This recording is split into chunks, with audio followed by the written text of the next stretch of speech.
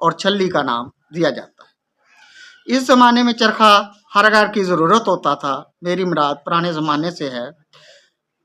चरखा हर घर की जरूरत होता था।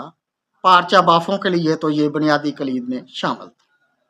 शादी पर लड़की जहेज में रंगीला चरखा जरूर दिया जाता था, जैसे आजकल वॉशिंग मशीन दी जाती है। यानी शादी पर लड़की को जहेज में रंगीला चरखा जरूर दिया जाता था।